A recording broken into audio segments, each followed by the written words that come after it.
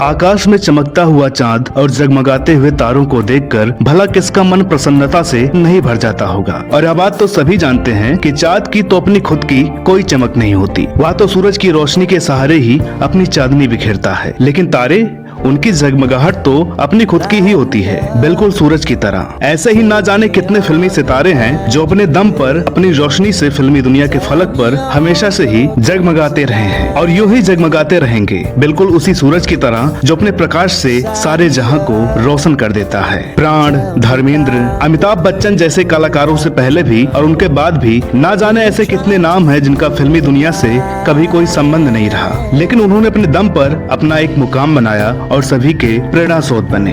और उन्हीं नामों में से एक है आज के सुपरस्टार और युवा पीढ़ी के आदर्श अक्षय कुमार का। तो बॉलीवुड फैमिली के आज के इस एपिसोड में बात होगी अक्षय कुमार फैमिली हिस्ट्री की, जिसका इंतजार आप सभी दर्शकों को बेसब्री से था। तो चलिए इसकी शुरुआत करेंगे अक्षय कुमार के माता पिता से। अक्षय के पिता हरिओम भाटिया अमृतसर में इंडियन आर्मी में एक अधिकारी के तौर पर कार्यरत थे। बाद में वह यूनिसेफ में अकाउंटेंट के तौर पर काम करते रहे, जिसके सिलसिले में वह पहले दिल्ली तो बाद में मुंबई में नियुक्त रहे। साथ ही साथ वह एक रेसलर भी थे जिन्होंने पंजाब से नेशनल लेवल पर खेला भी था। वहीं अक्षय की मां श्रीमती अरोड़ा भाटिया एक गृहिणी थी। इनकी संतानों में अक्षय के अलावा एक बेटी यानी अक्षय की छोटी बहन अलका भाटिया भी है। आगे बढ़ते हुए जानते हैं इस परिवार की पहचान सुपरस्टार अक्षय कुमार के बारे में। 9 सितंबर 1967 को जन्मे अक्षय का असली नाम राजीव हरिओम भाटिया है। इनका जन्म हुआ तो अमृतसर में था, परंतु इनका पालन पोषण पुरानी दिल्ली में हुआ। जब अक्षय 3 साल के थे तब इनके पिता मुंबई आ गए। यहाँ वो सियोन कोलीवाड़ा में एक छोटे से घर में रहा करते थे।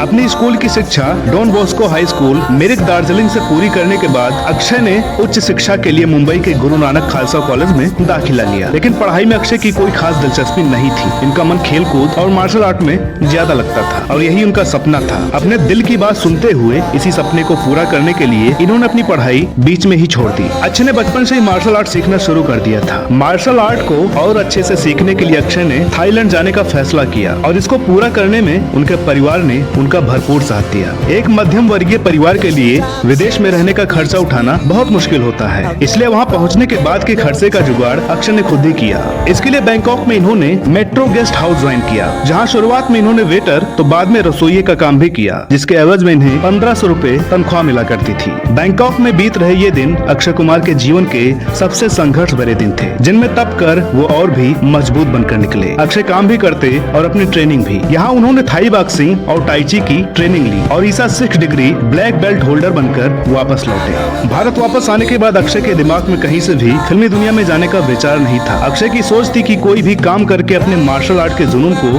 आगे बढ़ाया जाए। इसलिए वापस आकर अक्षय ने कई नौकरी और छोटे मोटे बिजनेस में भी हाथ आजमाया। कुछ समय तक अक्षय ने यूनिसेफ के ग्रीटिंग कार्ड भी बेचे, जिसमें एक कार्ड बेचने पर अक्षय को 5 पैसे मिला करते थे। उसके बाद अक्षय ने 2-3 सालों तक नाम मात्र तनख्वाह पर कोलकाता और ढाका में काम किया। कोलकाता स्थित एक ट्रेवल एजेंसी में इन्होंने 1.5 सालों तक चपरासी का काम भी किया। अक्षय दिल्ली से कुंदन ज्वेलरी खरीदकर मुंबई जाकर बेचा करते थे और लौटते समय मुंबई के फैशन स्ट्रीट से कपड़े खरीदकर दिल्ली लाकर बेचते। कुछ दिनों तक अक्षय ने अपनी एक छोटी सी मार्शल आर्ट की अकादमी भी चलाई, लेकिन अक्षय की किस्मत में बॉलीवुड में ही आना लिखा था और किस्मत ने अपने रास्ते खुद बनाने शुरू कर दिए। इसके चलते उन्होंने अपने एक स्टूडेंट के सुझाव पर मॉडलिंग की दुनिया में कदम बढ़ाया। यहाँ कर जब इन्हें पता चला कि मात्र कुछ घंटे काम करके उतने पैसे कमाए जा सकते हैं जितना कि मार्शल आर्ट अकादमी से 1 महीने में भी नहीं आएंगे, तो अक्षय ने इसी काम में अपना करियर बनाने का विचार बनाया। मॉडलिंग के साथ साथ अक्षय डांस ग्रुप में बैक डांसर्स का काम भी करने लगे और अपने हर काम को मेहनत व ईमानदारी से निभाते गए। मॉडलिंग के साथ साथ अक्षय ने अब फिल्मी दुनिया की तरफ भी कदम बढ़ाना शुरू कर दिया और बहुत संघर्ष के बाद अक्षय को 1987 में महेश भट्ट की फिल्म आज में 7 सेकंड का छोटा सा रोल मिला। यह रोल एक कराटे टीचर का था। रोल इतना छोटा था कि अक्षय का चेहरा भी स्क्रीन पर नहीं दिखाया गया। इस फिल्म के हीरो थे कुमार गौरव और फिल्म में कुमार गौरव के कैरेक्टर का नाम था अक्षय। यह नाम अक्षय यानी राजीव भाटिया को ऐसा भाया कि राजीव हरिओम भाटिया ने अपना नाम बदलकर अक्षय कुमार रख लिया। इसके बाद अक्षय का संघर्ष बदस्तूर जारी रहा। एक बार की बात है, अक्षय को मॉडलिंग के काम से एक एड शूट के लिए सुबह की फ्लाइट से बैंकॉक जाना था, लेकिन किसी कारणवश अक्षय से वह फ्लाइट छूट गई और इस तरह उनसे वह मॉडलिंग का काम भी छूट गया। इससे अक्षय बहुत निराश हुए क्योंकि उनके लिए वह काम बहुत जरूरी था। लेकिन शायद ये बात सच है कि जो होता है अच्छे के लिए होता है, और यहाँ अक्षय के लिए भी बहुत अच्छा होने वाला था। निराश अक्षय उसी शाम नटराज स्टूडियो के सामने से गुजर रहे थे, जहाँ उन पर नजर पड़ी डायरेक्टर प्रमोद चक्रवर्ती के स्टाफ मेंबर नरेंद्र सिंह की। चूँकि प्रमोद चक्रवर्ती अपनी फिल्म के लिए एक नए चेहरे की तलाश में थे और आधे घंटे में अक्षय को अपनी पहली फिल्म के लिए साइन कर लिया गया, और वह फिल्म थी दीदार। सोचिए अगर अक्षय की फ्लाइट नहीं छूटती तो शायद कहानी कुछ और ही होती। आज भी अक्षय नरेंद्र सिंह और प्रमोद जी का आभार मानते हैं, और नरेंद्र सिंह जी तभी से अक्षय के मेकअप मैन हैं। अक्षय ने अपनी पहली फिल्म के तौर पर दीदार साइन की, लेकिन अक्षय की पहली प्रदर्शित फिल्म सौगंध थी। इसके बाद अक्षय दीदार, मिस्टर बॉन्ड, खिलाड़ी, सैनिक, वक्त हमारा है, सुहाग, अमानत, इक्के पे इक्का, मैं खिलाड़ी तू अनाड़ी, मोहरा, जय किशन, ये दिल लगी जैसी फिल्मों में बतौर हीरो नजर आए। अभी तक प्रदर्शित फिल्मों में अक्षय की छवि एक एक्शन स्टार के तौर पर तो बन चुकी थी, परंतु अभिनय के मामले में उन्हें एक वुडन फेस एक्टर के तौर पर ही पुकारा जाता था, क्योंकि अक्षय अभिनय के मामले में अपने आप को अभी तक साबित नहीं कर पाए थे। धड़कन फिल्म के जरिए उन्होंने इस बात को भी गलत साबित कर दिया कि वह एक्टिंग नहीं कर सकते। इसके बाद फिल्म दर फिल्म अक्षय की एक्टिंग और निखरती चली गई। अक्षय की सफलता का अंदाजा इस बात से लगाया जा सकता है कि फोर्ब्स की हाईएस्ट पेड एक्टर की टॉप 10 लिस्ट में एकमात्र भारतीय कलाकार अक्षय कुमार हैं। अक्षय की प्रतिभा और देश सेवा के सम्मान में भारत सरकार ने इन्हें पद्मश्री से भी नवाजा है। बॉलीवुड में अक्षय अपने नाम को पूरी तरह चरितार्थ कर रहे हैं, और उनकी सफलताएं भी अक्षय हैं जो कभी कम नहीं हो सकती। अगर बात करें इनके निजी जीवन की तो 17 जनवरी 2001 को अक्षय ने फिल्म अभिनेत्री ट्विंकल खन्ना के साथ शादी की। इनकी शादी का किस्सा भी बड़ा रोचक है। एक तरह से इनकी शादी में हाथ है आमिर खान की एक फिल्म का। वैसे तो अक्षय और ट्विंकल एक दूसरे को पसंद करते थे और शादी भी करना चाहते थे, लेकिन ट्विंकल और अक्षय अपने फिल्मी करियर में व्यस्त रहने के कारण शादी के बारे में कोई फैसला नहीं ले पा रहे थे। इसी समय साल 2000 में ट्विंकल की एक फिल्म आने वाली थी, और इसके प्रदर्शन के पहले अक्षय और ट्विंकल ने यह निर्णय लिया कि अगर यह फिल्म हिट होती है तो ट्विंकल अपने करियर को आगे बढ़ाएंगे, नहीं तो ये दोनों शादी कर लेंगे। और वो फिल्म थी आमिर खान और ट्विंकल खन्ना की मेला, जो आमिर खान के फिल्मी जीवन की सबसे असफल फिल्मों में से एक है। ट्विंकल का असली नाम टीना जतिन खन्ना है, और ये बॉलीवुड के सबसे पहले सुपरस्टार राजेश खन्ना और फिल्म अभिनेत्री डिम्पल कपाड़िया की बेटी है। जहाँ राजेश खन्ना हर भारतीय के दिल में अपनी रोमानी छवि के साथ आराधना, कटी पतंग, सफर, आनंद, अमर प्रेम जैसी कई बेहतरीन फिल्मों से जीवित हैं, तो वहीं डिम्पल कपाड़िया भी